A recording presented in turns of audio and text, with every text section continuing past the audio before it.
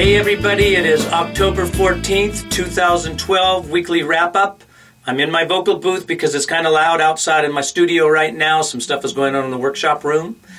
So I'm in here. Hopefully you can't hear the sound. It's very nice sounds, but not what the wrap-up's all about. So what about the wrap-up? Well, we did another vibrato clip. We're up to step 9 in the vibrato, which should be exciting for those of you who are working on and learning vibrato. More to come next week. We actually released 2 different listen and recognize, so really building on that diminished chord and getting you to understand a lot more what the diminished chord is about.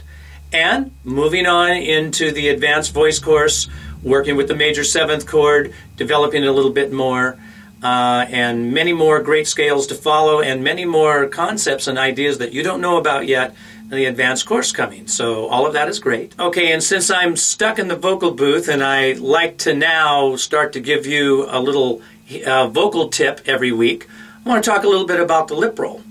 Now I know that the lip roll, which is you can see all over the internet, not just with me, but lots of people use this because it's a great exercise to balance things out. But I want to talk about it a little bit more. And I use it from my beginning courses all the way up through my advanced courses. There's reasons to be using this. And the reason to start with to use this is that the air pushes up through the chord in a very balanced way, and the air goes both below and above the chord when we do this sound.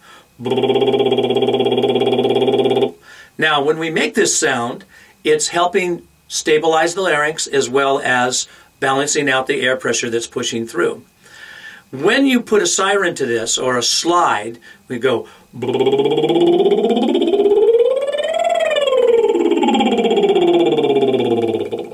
What I want to say about the lip roll here is that you want to make sure that you're not going really hard like that, pushing hard and getting fast motory boat lips.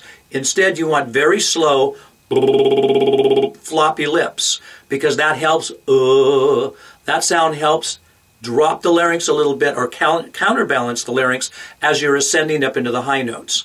Now, another way to counterbalance the larynx is to bring what we call the dumb sound into this, like buh, buh, or. Or if anybody knows who Bullwinkle is at this point in time, he had a, "Hey Rocky, watch me pull a rabbit out of a hat" sound, which sounds silly, but that's a drop larynx sound. And we want to drop larynx sound as we're starting to ascend up into the higher part of our voice, or from our chest up into our mix. So example, can you hear me sort of bring the dumb sound lightly into slow floppy lips with the lip roll as I go? See what I mean? So we're coming up and starting to bring the dumb sound in there. Now, since I'm talking about Bullwinkle, if you know who his friend was, it was Rocky. Now, Bullwinkle talked with a drop larynx sound. Bullwinkle talked like this. "Rocky, hey, hokey smokes, Bullwinkle." That sound right there is in pure head voice. So between Bullwinkle and Rocky, you're basically going from your chest with a sort of dropped, controlled larynx up into your head voice. Now, you really don't want to imitate heavy Bullwinkle down on the low notes like this, because that's actually pushing your Adam's apple down too far, your larynx down too far, and you don't want to do that in the low notes. But thinking that as you're coming up into your mix helps counterbalance the air pressure through there. And then continuing on up and releasing up into the head voice like Rocky. So check this out.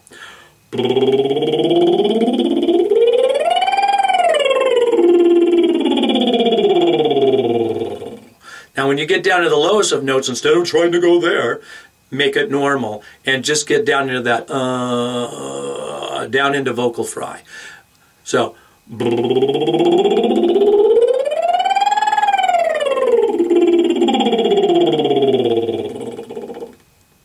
as easy as that. There's a little tip for you about lip rolls, any of you that are interested. Now, if you don't know anything about lip rolls because you're not really on the site, let me tell you that that is an exercise, again, that helps you access the full length of your range from the bottom part of your range up to the top and back down again, learning how to access your voice. And I always love to tell my students this: if you hang out in the mall or at an airport somewhere and just watch that sea of humanity walking and talking past you. Any sound that you hear made in that airport or mall of kids laughing, people telling jokes, moms yelling at their kids, all of those sounds are accessible singing notes if you understand how to access them. And a beginning to understanding how to access tones is to go ahead and do a slide like this in a siren up and down, very relaxed with the balanced larynx in the middle of the neck. So there's your tip for this week. We've already mentioned all the great things that's happened again on the website in relationship to the courses that are up right now. The advanced voice course is advancing, and we're up to major 7th chords in that. Vibrato is up to step 9, and that is teaching you a lot more about balancing and starting to come into the real exercises now. Previous to that on the vibrato exercises, it's been more about learning how to do it. Now we're going to start getting to the point of, now that you start to know how to do it, how to use it. That's what's going on in the vibrato. And the listen and recognize continues on growing, and it's working with diminished chords, major chords, and minor chords right now. So I shall see you guys next week. Hopefully I won't be in my vocal booth. Or if I am, I am. I like my vocal booth. See you guys next week.